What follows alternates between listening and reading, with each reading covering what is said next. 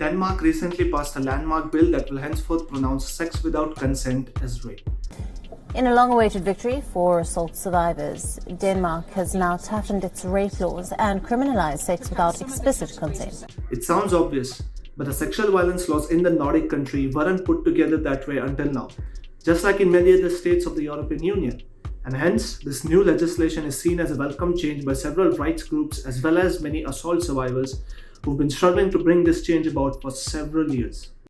Vi går fra et system, hvor der for at være voldtægt skulle være tvang, skulle være vold, til et system, hvor vi laver en samtykkebaseret voldtægtsbestemmelse. Det vil sige, at det er voldtægt, hvis man ikke er enige om det. Grundlæggende, og selvfølgelig nuancer, men som er et kæmpe skridt for ligestilling, så det her er i sandhed en vigtig dag. In this video, we'll delve deeper to one of the most underreported issues about Denmark.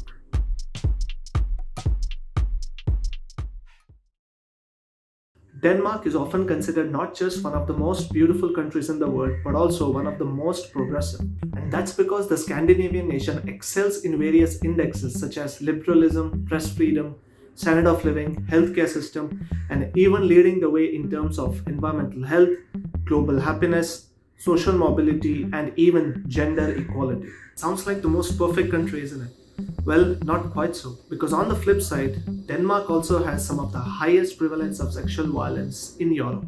Yes, you heard that right.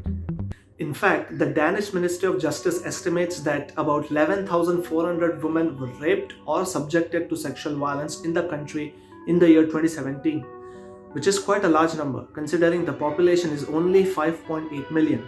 Whereas human rights group Amnesty International also reported in March 2019 that Denmark has a pervasive rape culture and endemic impunity for rapists.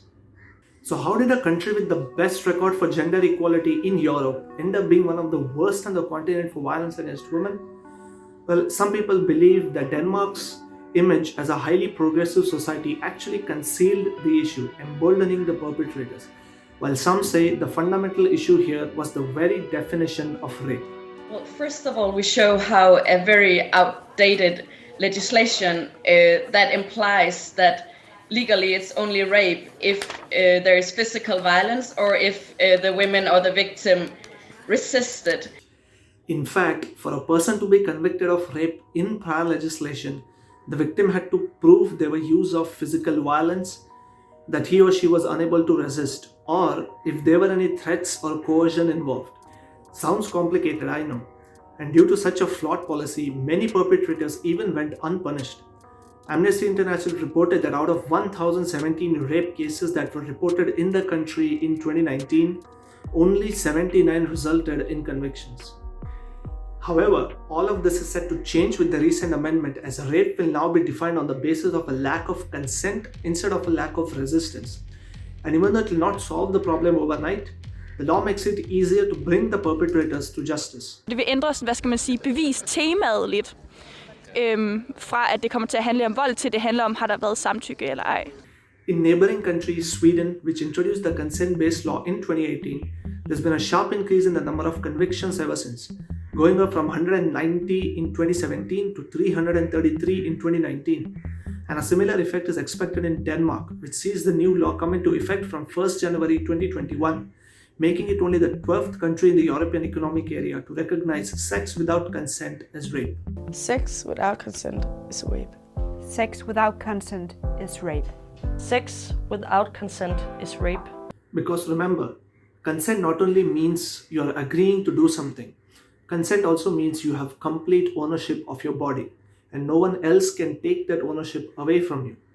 No one else has an entitlement to your body either, regardless of your relationships with people. So what's next? While the Scandinavian country has taken its first step towards changing the way its society perceives rape, the likes of Spain and the Netherlands are looking to follow suit. So the momentum for change is building, and it's about time. 3 years have passed since the Me Too movement gripped the globe, and yet rape and other forms of sexual violence remain widespread.